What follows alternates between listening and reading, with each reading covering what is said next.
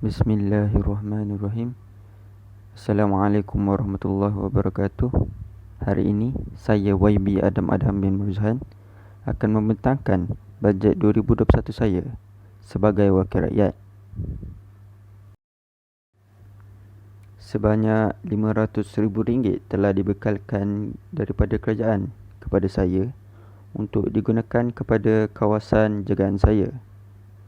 Dengan modal RM500,000 tersebut, saya boleh gunakan untuk bantuan dari segi aspek yang pertama, kemudahan awam dan infrastruktur, yang kedua, kebajikan rakyat, dan yang ketiga, pendidikan.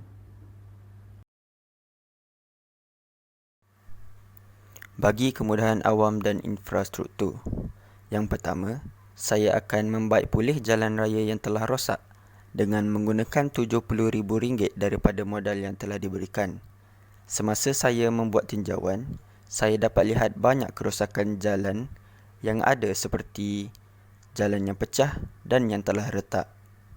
Yang kedua, saya akan menambah baik kemudahan yang ada seperti masjid dan surau dengan menggunakan RM30,000. Yang ketiga, saya akan membina pusat rangkaian internet kepada penduduk yang mempunyai masalah capaian internet. Saya bercadang untuk menggunakan sebanyak RM50,000 daripada modal yang telah dibekalkan. Dan yang keempat, saya akan menyelenggara masalah berkaitan bekalan air yang tidak mencukupi.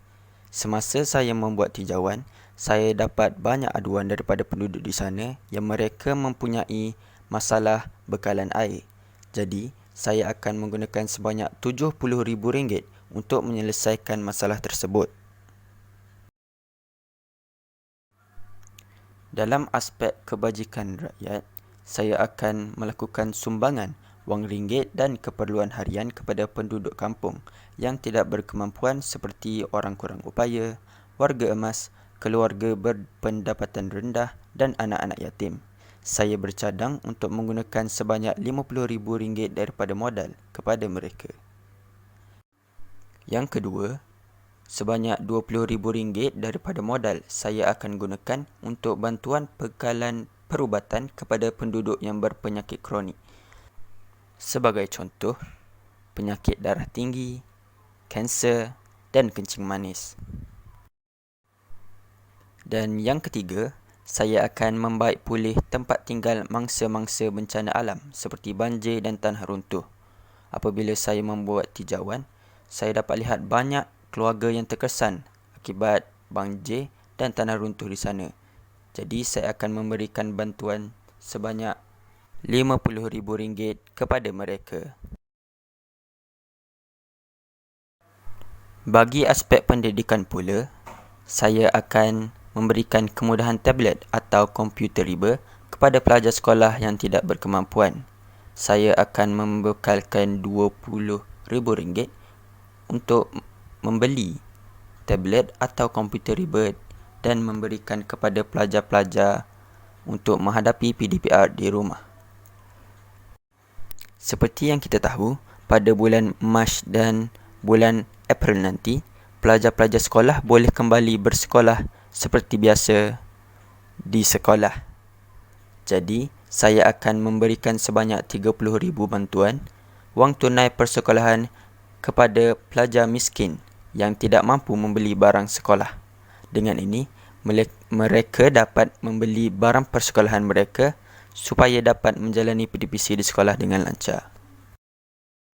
Selain itu, saya juga akan membina pusat tadika untuk kanak-kanak yang berumur dari 4 tahun hingga 6 tahun untuk bersekolah di tadika.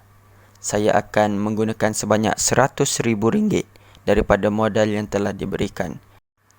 Dengan ini, ibu bapa di kawasan ini boleh menghantar anak-anak kecil mereka untuk bersekolah di tadika tersebut. Setelah melakukan pengiraan, saya akan menggunakan sebanyak RM490,000 daripada RM500,000 untuk melakukan perubahan di kawasan ini. Sebanyak RM10,000 tidak akan digunakan kerana ia akan digunakan untuk hal-hal kecemasan. Itu saja daripada saya. Sekian, terima kasih.